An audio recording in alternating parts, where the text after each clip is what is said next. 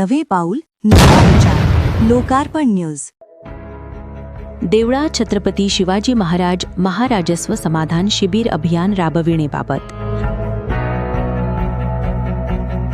माननीय महाराष्ट्र शासन नोंदणी व मुद्रांक विभाग सह जिल्हा निबंधक वर्ग 1 तथा जिल्हाधिकारी नाशिक श्री संदीप आहेर साहेब सह जिल्हा निबंधक वर्ग 1 नाशिक यांनी शासन निर्णयाने राबविण्यात येणाऱ्या छत्रपती शिवाजी महाराज महाराजस्व अभियान संदर्भात माननीय सहाय्यक जिल्हाधिकारी नाशिक इगतपुरी त्र्यंबकेश्वर माननीय उपविभागीय अधिकारी सर्व तहसीलदार सर्व गट विकास अधिकारी सर्व यांना पत्र देऊन शिबिरासंदर्भात नोंदणी व मुद्रांक विभागाच्या योजनासंदर्भात व्यापक प्रसिद्धी देण्यासंदर्भात आपल्या स्तरावरून सर्व तलाठी ग्रामसेवक यांना निर्देश देण्यात यावेत।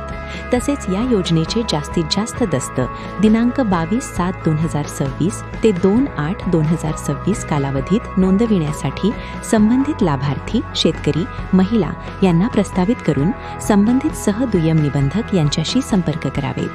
तसेच महाराष्ट्र राज्याचे माननीय मुख्यमंत्री श्री देवेंद्रजी फडणवीस व माजी दिवंगत उपमुख्यमंत्री श्री अजितदादा पवार यांच्या जयंतीचे औचित्य साधून प्रत्येक विधानसभेमध्ये हा कार्यक्रम राबविण्यात येणार आहे। माननीय देवळा दुय्यम निबंधक श्री राजू शिंदे साहेब यांच्याशी योजनांबद्दल लोकार्पण न्यूज चॅनलच्या वतीने हितगुज केले असता देवळा विधानसभेचे लोकप्रिय आमदार डॉक्टर राहुल दादा आहेर यांच्या मार्गदर्शनाखाली 27/7/2026 रोजी देवळा तालुक्यामध्ये कार्यक्रम राबविण्यात येणार असल्याचे देवळा दुय्यम निबंधक शिंदे साहेब यांनी सांगितले व त्यांनी कोणकोणत्या योजना राबविल्या जातील याची मुद्देसूद योजनांची माहिती चॅनलशी बोलताना दिली। नमस्कार, मी लोकार्पण मराठी न्यूज चॅनलचा संपादक वाल्मिक केदारे।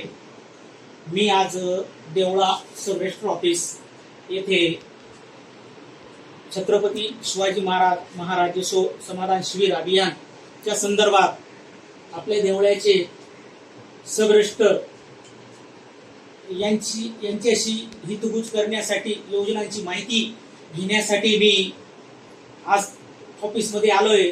साहेबांनी जनतेसाठी असं मोलाचं सहकार्य करावे अशी मी त्यांना विनंती करतो आणि त्यांनी छत्रपती शिवाजी महाराज राज्यस्व अभियान शिबिराची थोडक्यात मुद्देसूद माहिती द्यावी व जनतेपर्यंत ते आम्ही आमच्या न्यूज चॅनल तर्फे पोहोचवू। सर्वप्रथम आपला न्यूज चॅनल लोकार्पण मराठी न्यूज याचे देवळा सब रजिस्टर कार्यालयातर्फे व नोंदणी व मुद्रांक विभागातर्फे प्रथमतः हार्दिक स्वागत करतो व आपले आभार मानतो की या शासनाच्या योजना जनतेपर्यंत पोहोचवण्याच्या आपल्या माध्यमातून अतिशय सोयीचं व चांगलं होईल। आपण आपलं बहुमूल्य वेळ या कामाकरता दिला त्याबद्दल मी नोंदणी व मुद्रांक विभागाच्या वतीने आपले प्रथमतः आभार मानतो। महाराष्ट्राचे मुख्यमंत्री माननीय श्री देवेंद्रजी फडणवीस यांच्या वाढदिवसाच्या निमित्ताने व माजी उपमुख्यमंत्री स्वर्गीय अजितदादा पवार यांच्या जन्मदिनाच्या औचित्याने महाराष्ट्र शासनाने शिवछत्रपती अभियान राबवण्याचा जो संकल्प केला आहे, जी योजना आखली आहे, ते प्रत्येक विधानसभा मतदार निहाय दिनांक 22/7/26 ते 2/8/26 या कालावधीत ते प्रत्येक विधानसभा मतदारसंघानिहाय ते अभियान राबवलं जाणार आहे। आपला देवळा चांदवड विधानसभा मतदारसंघाच्या वतीने चांदवड येथे हे अभियान उद्या आहे, तर आपल्याकडे पुढच्या सोमवारी म्हणजे दिनांक 27/7/2026 रोजी देवळा येथे अभियान राबवण्यात येणार आहे। आमच्या नोंदणी व मुद्रांक विभागाच्या वतीने वाटपपत्राबाबतच्या योजना आहे, सदका योजना आहे, महिला घर खरेदीबाबत आहे, तसेच तुकडेजोड तुकडेबंदी कायद्याच्या अनुषंगाने जी अंमलबजावणी करण्यात आहे त्या बाबतीत आहे आणि तसेच हे मूळ दस्त परत करण्याबाबतच्या काही योजना आहेत। तर त्या सर्वप्रथम मी तुम्हाला सांगू इच्छितो की वाटपपत्र कुटुंबामध्ये जे वाटपपत्र होणार असतं ते पहिला एक हिस्सा वगळून एका हिस्स्यावर 1% नोंदणी फी किंवा जास्तीत जास्त 30,000 रुपये नोंदणी फी अदा करावी लागायची. आणि आता वाटपपत्र करताना नाममात्र मुद्रांक शुल्क आणि नाममात्र नोंदणी फीची आकारणी करून एक कुटुंबामध्ये एक सलोखा निर्माण व्हावा. जी मिळकत आपल्या मालकीची आहे तिच्यावर आपलं नाव सेपरेटली लावण्यात यावं हा उद्देश ठेवून हे वाटणीपत्रामध्ये नोंदणी फीला पूर्णतः माफी दिलेली आहे. तसेच महिलांचं सक्षमीकरण करणं हे शासनाचं एक चांगलं धोरण आहे. त्यानुसार महिलांनी जर रहिवासमध्ये फ्लॅट, बंगला, रो हाऊस याची खरेदी केली तर त्यांना असणाऱ्या किमतीवर 1% मुद्रांक शुल्कामध्ये सवलत देण्यात आलेली आहे. त्याच्या दृष्टिकोन असा की महिलांच्या नावावर जास्तीत जास्त प्रॉपर्टी व्हावी, महिलांचं सक्षमीकरण व्हावं, हे दृष्टिकोन शासनाने नजरेसमोर ठेवून ही महिलांसाठी 1% मुद्रांक शुल्काची सुविधा अंमलात आणलेली आहे. तसेच सलोखा योजना म्हणजे जमीन माझ्या नावावर आहे पण कसतात तुम्ही आहे. उदाहरणार्थ तुमची जमीन मी कसतोय नावावर तुमची आहे तर त्यामध्ये पूर्वी आदला बदल पत्र केलं जायचं तर त्याला 5% मुद्रांक शुल्क अदा करावा लागायचं व 1% नोंदणी फी अदा करावी लागायची. आता नाममात्र 1,000 रुपये मुद्रांक शुल्क व 1,000 रुपये नोंदणी फीवर हा सलोखा योजनेमध्ये जसं नोंदवला जातो. त्याकरता ग्रामसेवक आपलं महसूल अधिकारी, ग्राम महसूल अधिकारी यांचा आपल्याला 12 वर्ष जमीन आपल्या एकमेकाच्या ताब्यात असल्याबाबतचा दाखला लागत असतो. आणि यांनी म्हणजे कौटुंबिक वाद, परस्पर वाद जे आहे त्यात कमी होण्याचं प्रमाण वाढतं आणि सलोखा एक आपल्या गावोगावी नांदतो.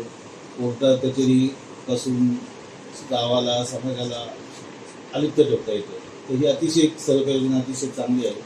आणि मला एक अभिमान वाटतो की सलोखा योजनेचे नाशिक जिल्ह्यात सगळ्यात जास्त डॉक्युमेंट आपल्या या छोट्याशा देवळा तालुक्यात झालेले आहेत. नागरिकांनी त्या बाबतीत अतिशय चांगला उत्तम प्रतिसाद दिलेला आहे. तर आपल्या माध्यमातून ह्या सलोखा योजनेला नागरिकांनी जास्तीत जास्त अजून पाठिंबा द्यावा अशी विनंती करण्यात येते. तसेच तुकडेजोड तुकडेबंदी कायद्याअंतर्गत 15/11/65 ते 15/10/24 या कालावधीत पूर्वी जर प्रमाणभूत क्षेत्रापेक्षा कमी क्षेत्राची खरेदी केली असेल तर तुकडेबंदी कायद्यामुळे ती नावं लागत नव्हती.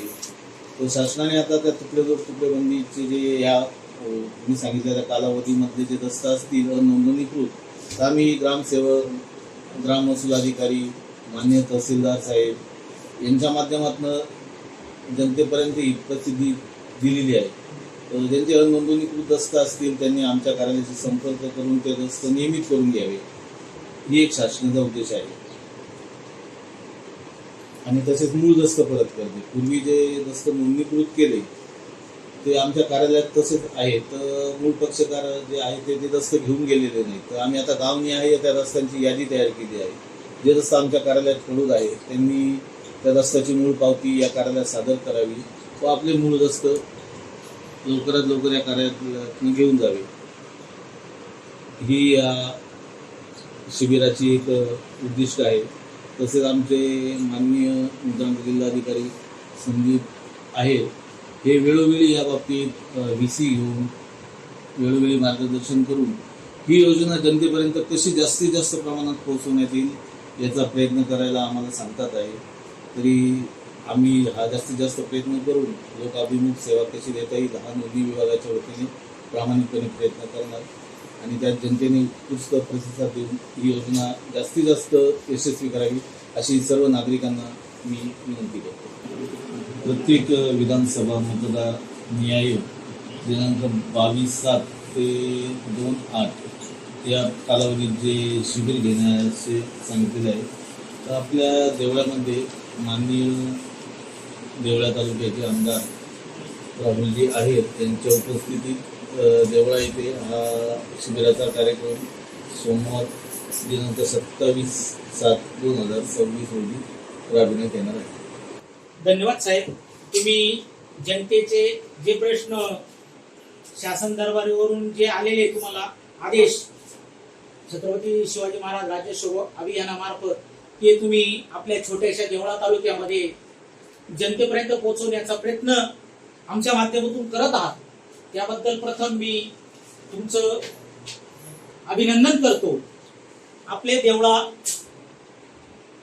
सब रजिस्टर शिंदे साहेबांनी जी जनतेसाठी आव्हान केलेलं आहे, तरी जनतेने त्यांच्या आव्हानाला स्वीकार करून आणि त्यांच्या कामाची तळमळ बघून सहकार्य करावे अशी मी न्यूज चॅनल तर्फे लोकांना आव्हान करतो. आणि पुनश्च तुमचं ऋतू निर्भवणे, उपसंपादक, लोकार्पण मराठी न्यूज.